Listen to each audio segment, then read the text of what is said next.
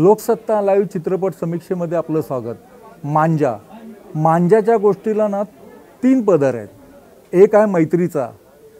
गोव्यावरनं आपल्या आईसोबत लोणावळा येथे शिक्षणासाठी जो आलेला मुलगा आहे तो आहे शांत, सुस्वभावी, पटकन दुसरा विश्वास ठेवणारा, संवेदनशील असा। आणि त्या लोणावळ्याला तो दुसरा मित्र त्याला जो भेटला आहे तो मात्र आहे जिद्दी, महत्त्वाकांक्षी, मुलींच्या बाबतीत फॅन्टसी करणारा, क्रेझी असणारा। ह्या दोघांची मैत्री तर जमते, परंतु ही मैत्री दुर्दैवाने वेगळ्या वळणावर जाऊन पोचते। गोष्टीला जो दुसरा पदर आहे तो आई आणि मुलगा यांच्या नात्यातला।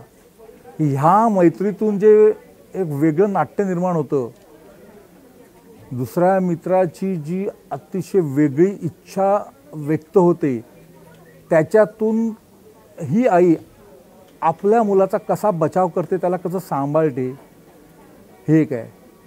आणि तिसरा जो पदर आहे गोष्टीचा, तो हा जो मित्र आहे जो मुळात लोणावळ्यात आहे, तो असा का वागतो, त्याला काय असं म्हणजे त्याच्यामागची कारणं काय आहेत।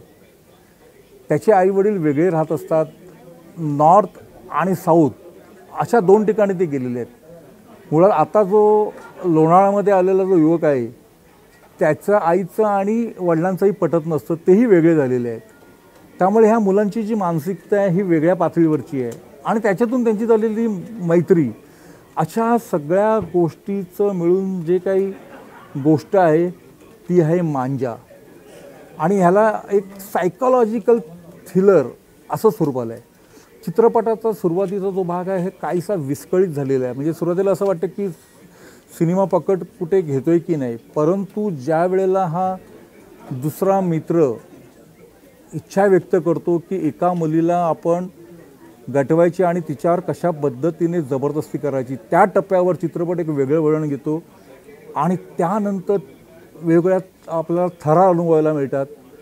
चित्रपटाचा क्लायमॅक्स प्रचंड धक्कादायक असा आहे। मराठी सिनेमाचा जर आपण विचार केला तर ही अतिशय बोल्ड कॉन्सेप्ट आहे, बोल्ड थीम आहे। अशा पद्धतीच्या चित्रपटाची खरं तर मराठीला गरज होती। चित्रपटाची सगळ्यात मोठी जमेची बाजू म्हणजे सर्वच कलाकारांचा जबरा परफॉर्म। विशेषतः हे जे 2 शालेय विद्यार्थी आहेत, रोहित फाळकेंनी संयमित, सुस्वभावी, संवेदनशील युवकाची भूमिका केली आहे, पण सुमेधनी जो जिद्दी, महत्त्वाकांक्षी आणि सायकोलॉजिकली विचित्र वागणारा असा जो युवक साकारलेला आहे, तो मात्र अगदी स्पष्ट सांगायचं तर डर, बाजीगर, अंजाम या चित्रपटामध्ये शाहरुख खानने ज्या पद्धतीचा अभिनय केला होता, त्या अभिनयाची आठवण करून देणारी अशी व्यक्तिरेखा आहे।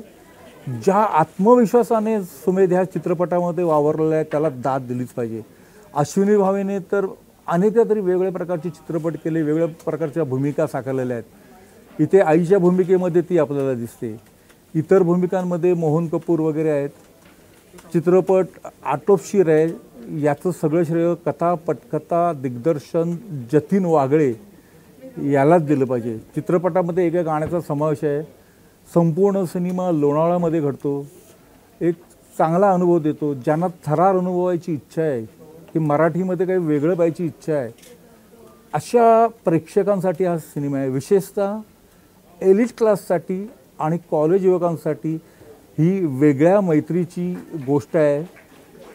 कॉलेज संपल्यावर किंवा शाळा संपल्यानंतर आपला मुलगा कोणत्या मित्रांमध्ये रमतो, कुठे वावत जात नाही ना, ह्या प्रश्नाचा विचार करायला हा सिनेमा लावतो। मला असं वाटतं की ह्या चित्रपटाला आपण 3.5 स्टार